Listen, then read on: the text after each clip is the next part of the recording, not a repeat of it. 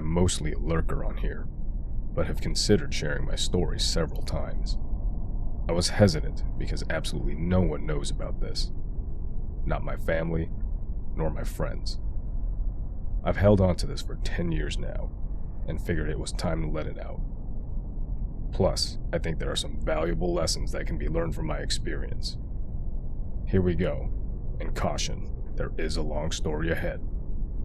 For reference, I'm a 27-year-old female, and this story takes place 10 years ago when I was 17. I had just started university, and was excited about having a fresh new start, since I'd always been a nerdy outcast in high school. I had never had a boyfriend before. I'd never been on a date, so I was naive and optimistic about boys. My introverted and awkward personality hadn't magically changed since entering university, so it's safe to say that I didn't meet any interesting guys at school. One late night, I was in my room working on an assignment on my laptop when I received a request on MSN Messenger. The email address was a boy's name with some numbers. The name was clearly ethnic, and likely someone of the same origin as me. Intrigued, I accepted. For the sake of the story, we'll call this boy Ken. We got to chatting, and I asked him how he got my email address, but he dodged the question. I let it go, not thinking too much of it. This was from a time when it was normal to accept anyone and everyone as a friend on Facebook and other social media platforms. As Ken and I continued to talk, I learned that he lived in my city and apparently wasn't much older than I was. As I'd guessed, our roots were in fact in the same country. Let's call it Motherland. I asked him why he didn't have a picture of himself on his display picture, and this prompted him to suggest that we turn on our webcams because he wanted to see me too. I declined, but he insisted. Somehow, he convinced me, and we both switched on our webcams. I was pleasantly surprised and somewhat relieved to see that Ken was a good-looking, young guy, chatting to me from the comfort of his bedroom, seemingly very normal. Our MSN chats carried on for a couple of weeks. They developed into text, and we even had a few phone calls after I had agreed to give him my phone number. I started to develop a crush on Ken. He asked me to go out with him a couple of times, but I was always pretty busy with school, and our schedules weren't lining up. Finally, we found one afternoon when we were both free and decided to schedule a lunch date. Ken had a car and had offered to pick me up from my university after I was done for the day. I was a little too dressed up for my C++ programming class, but just right for the lunch date we had planned at a local vegetarian restaurant. Stupidly, I didn't tell any of my friends where I was going, or with whom, because I was embarrassed about going on my very first date, at almost age 18, with someone who had randomly added me on MSN. I waited outside my building when a black car with heavily tinted windows pulled up beside me. The passenger's side window rolled down, and sure enough, there was Ken, sitting in the driver's seat. I was happy to see that he was as cute in person as he was on webcam. However, what I wasn't expecting was the intense smell of weed floating out of the car. Not relevant, but part of the first impression. Admittedly, I was taken a bit aback and was concerned that he might be driving high. He unlocked the doors and motioned for me to get in, so I did, without dispute. As I sat down in the passenger seat, he immediately put his hand on my thigh. I nervously shifted my leg away. "So," I started, "do you know where the restaurant is?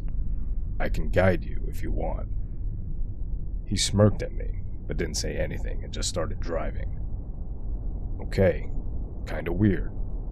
I thought maybe he was just nervous or awkward, both of which I could sympathize with, so I let it be. I was about to try my hand at a little small talk, which I'm no good at, when I noticed him heading towards the highway ramp.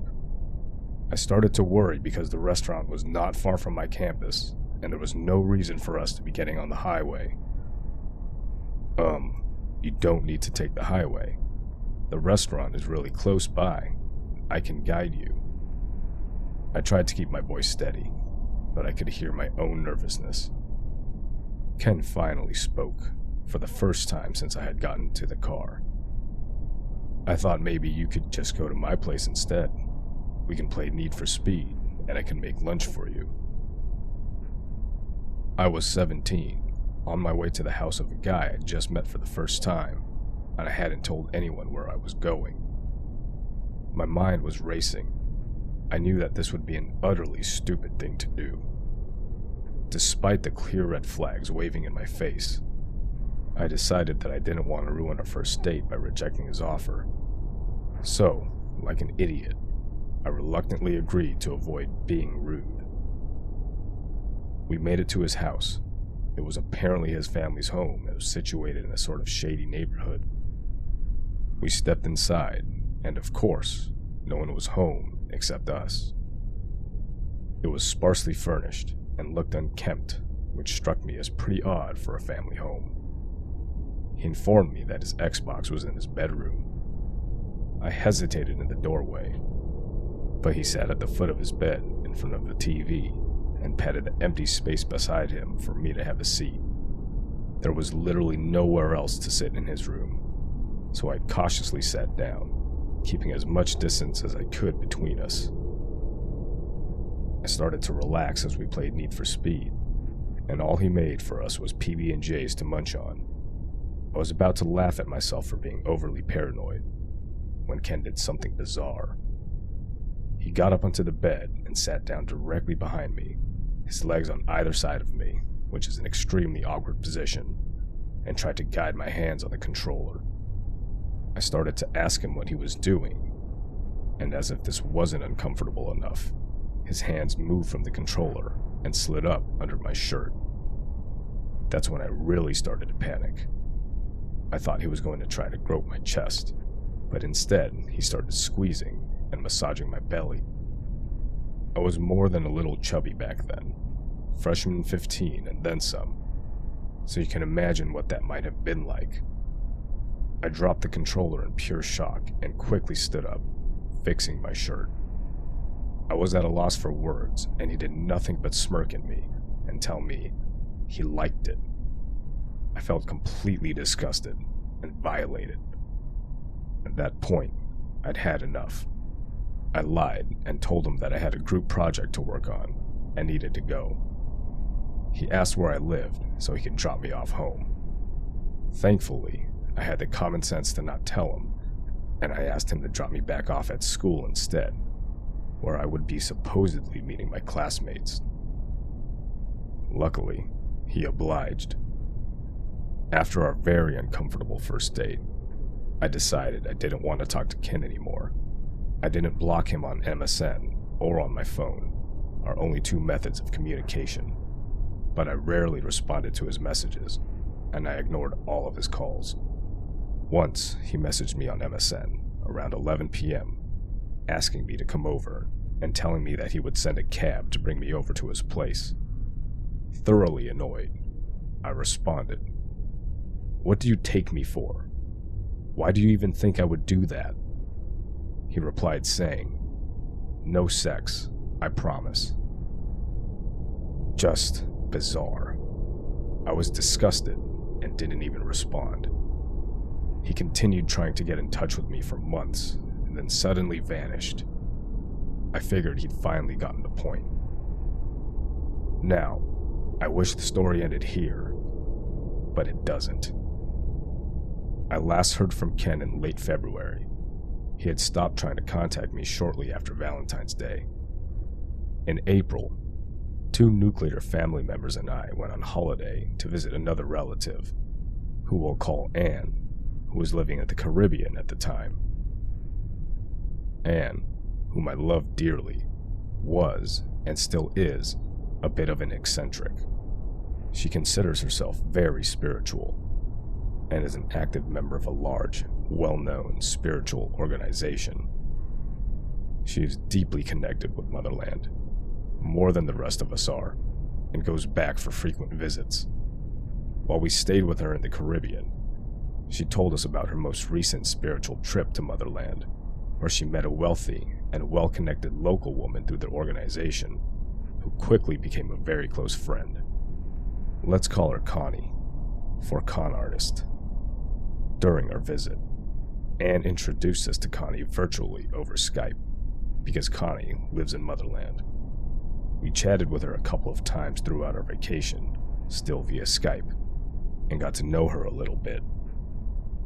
Little did we know back then that Connie, who Anne had spontaneously met halfway across the world in Motherland, would soon wreak utter havoc on our lives. Now, that's a story that I'm just not, and may never be, ready to tell because of how many lives were affected and the severity of the damage that had been inflicted. What you need to know is that Connie was an outright criminal and a con artist who had been targeting our family from long before Anne had actually met her.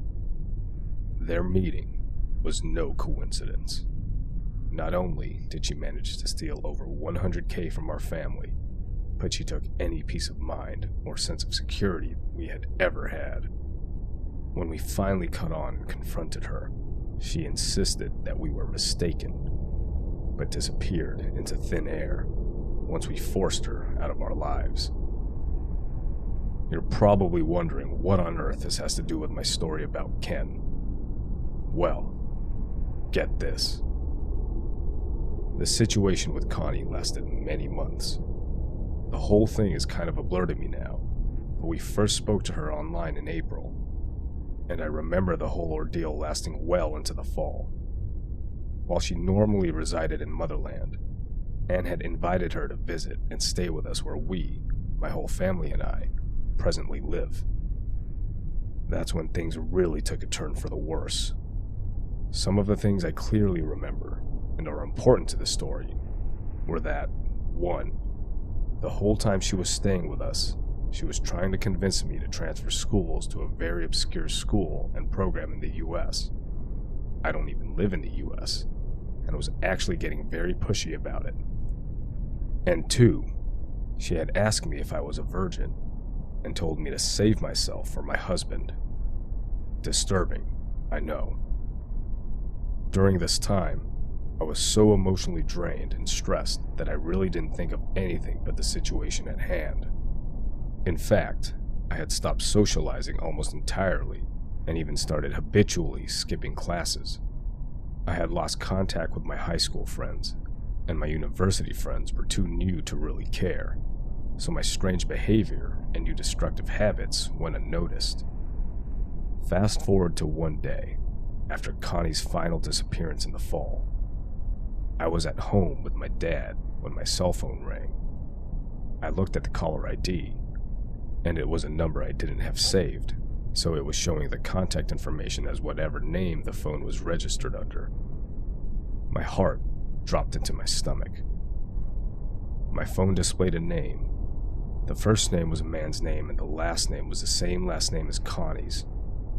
I started to panic and ran into my bedroom to answer the call. I had no idea what to expect. When I picked up the phone, I was greeted by a familiar voice. It was Ken. I honestly thought I was going to puke when I came to a sudden realization that he had been part of this whole sick plot.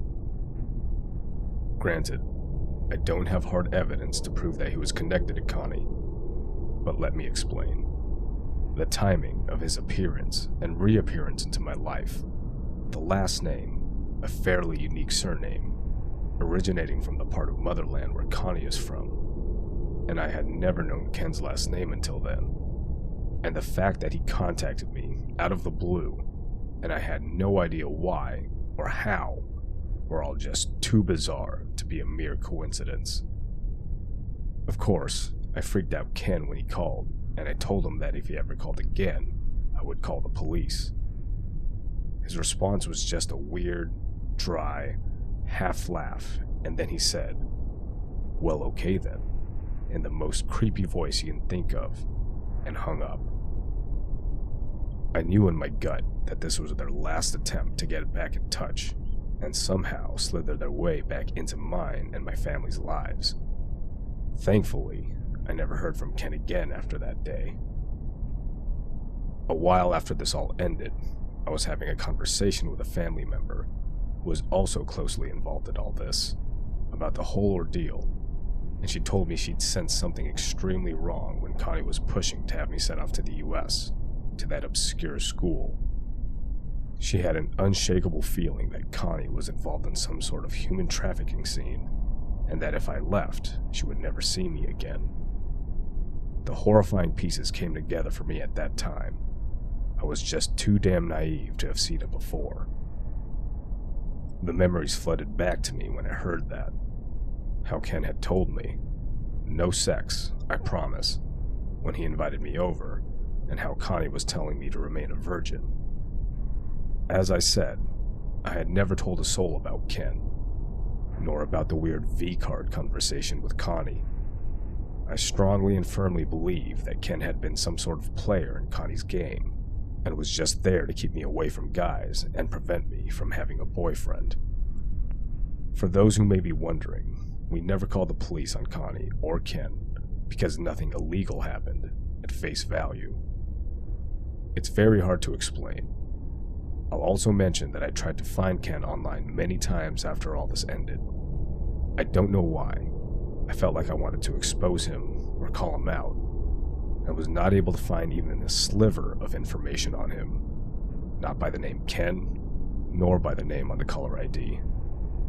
It was as if he didn't even exist. Also, I am awful at directions and didn't remember his address or where his house was exactly. I apologize if this story is convoluted or confusing. I'm trying to get my point across without giving out any names or too many details, which makes this a little challenging. I hope this can serve as a warning to young people to never trust anyone, to do your thorough checks on people, especially those you meet online, and to be very aware and wary of people's intentions. Also, from this incident onward, I can't stomach a lot of these spiritual organizations. I never liked the idea of them to begin with, but now I've truly experienced how they can attract both vulnerable people and also unsavory characters who are looking for someone vulnerable to prey on. No judgment for those who are into that sort of thing. It's just definitely not for me. Stay safe, everyone. And to Ken and Connie, if I see either of you again, I'll kick you in the face. Rot in hell.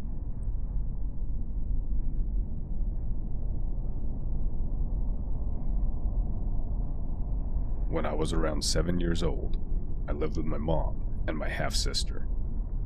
My mother and father had separated a couple years before. My dad moved to a place about 2 hours away, and I saw him every other weekend. Since the separation, my mom had gone on various dates with different men, but they never really worked out. It's worth noting that my mom is an alcoholic. She had a hard life, and drinking was her way to cope with it. I've made my peace with it, and she's a lot better today. One morning, I remember waking up and going to my mom's room and seeing a strange man in bed with her. Nothing unusual, just another date that I would probably never see again. However, since then, the date, we'll call him John, never really left our lives, and he and my mom ended up dating. John was nice at first, would let me and my sister, who was 6 years older than I, stay at his house when my mom did, and he would give us sweets. Eventually, however, John became abusive. I was so young, and it all feels like a blur now. I can only recall bits and pieces of information, but I remember he and my mom getting into arguments. He would break stuff around the house, and at some points even hit my mom. I later found out that the physical abuse was worse, and that he did things like rip my mom's earrings or hold a samurai sword to her throat.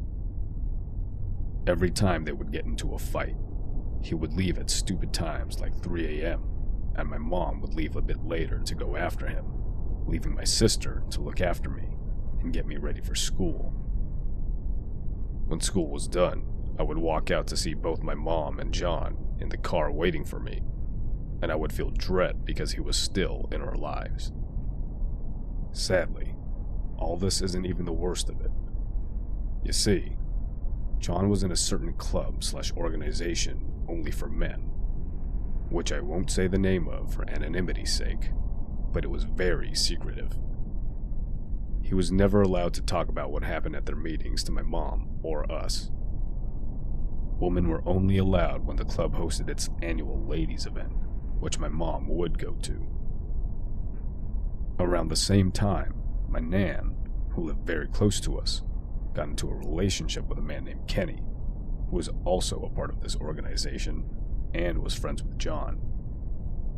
In fact, my mom strongly believes that those two knew each other before she and my nan met them. Unfortunately, Kenny was also very abusive towards my nan, to the point that she once knocked her tooth out. Kenny and John's friendship all came to an end one night when my mom and John were visiting my nan and Kenny, while my sister and I were visiting our dads. My mom recalled that she offered to make a roast dinner for the next day. Upon returning from the restroom, she heard a conversation between Kenny and John become heated. Before she could even turn around and see what was going on, she felt 2 punches to the neck. John pushed her and yelled at her to run when she turned around and saw Kenny stabbing John 8 times. Somehow, they escaped out the front door with my nan, and it was only then that my mom realized that she had been stabbed in the back of the neck twice. Eventually, the police turned up and Kenny was arrested, while my mom and John were taken to the hospital. Luckily, they both survived. We never did find out the reason why Kenny suddenly became hostile and stabbed my mom and John, but I wouldn't be surprised if it was related to the organization. We never saw Kenny again after the court case ended, but we believe he got put into a psychiatric hospital. Apparently, he pleaded that mental illness had pushed him to stab them. After Kenny was gone, my nan, who had developed schizophrenia, came to stay with us for a while until she felt safe and mentally sound to go back home. Kenny must have done a number on her, because she was never quite right after that. Despite Kenny being gone, John was still around, and it didn't make life any easier. In fact, he made life hell for us. He constantly got angry, and would continue to be physically abusive to my mom. I once dropped and broke a pot of mustard on the floor, and I remember my mom and I freezing because we were terrified at how John would react. My sister, being older at the time, could recall more creepy things John would do. The first thing is that he would sit on my bed whenever I went to my dad's. One time she asked what he was doing, and he said, "Where else would I be?" The second thing was when my sister walked in on my mom crying. She asked what was wrong, and John straight up said to a 16-year-old, "Your mom was raped." The third thing was that he forced my mom and I to go for walks at midnight around the neighborhood if we made him angry. The fourth thing that my sister remembers so vividly was when she was once so terrified and upset at John that she ran out of the house barefoot and ran all the way to her dad's house, which is a 10-minute walk away.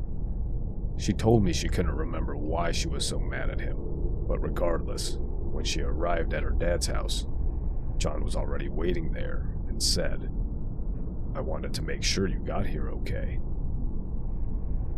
This memory fucked with her for years because she remembers storming out and sprinting to her dad's as fast as she could. John obviously had to have left after her. Yet, she clearly recalls that there were no cars that passed by her, and it would be impossible to not notice if John somehow outran her. She knew the area extremely well. There were no shortcuts she could think of to get there. It was beyond creepy. Throughout her time with John, my mom became very strange and weird, doing things she had never done before.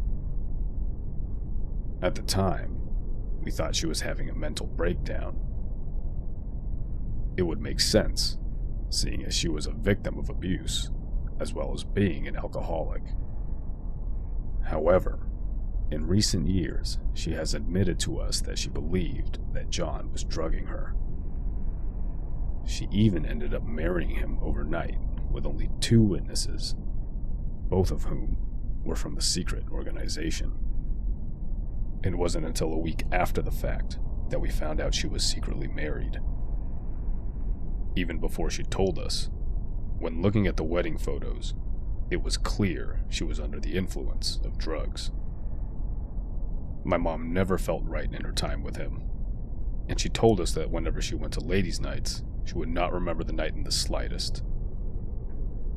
Even more creepy is that when my sister turned 13, John said to her, "Now that you're old enough, we're going to buy you a pretty dress, and you can come to the ladies' night with us." My sister told me that when he said that, she felt so uncomfortable and hated the idea so much that she refused outright. He made the same comment to me when I was 10, saying that when I was a bit older, I could go. I remembered being really excited about buying a dress and being able to go to a secret club that my mom often went to. After learning about how my mom never remembered those nights, I'm so glad that I never got the chance to go. Finally, when I was 11 years old, our life with John would come to an end. I woke up in the middle of the night to the sound of my mom screaming. John had passed away. John was a diabetic, but was terrible at managing his insulin levels, so he died from too much fluid in his lungs. I have very mixed feelings about that day. While I would never wish anyone dead, when John finally passed, I felt a huge weight lifted off my chest. It truly sends a shiver down my spine whenever I think about what our lives might be if he was still alive. If he were, who knows what could have happened. I'm just glad we don't have to find out. John, Kenny, let's never meet again. Not even in the next life.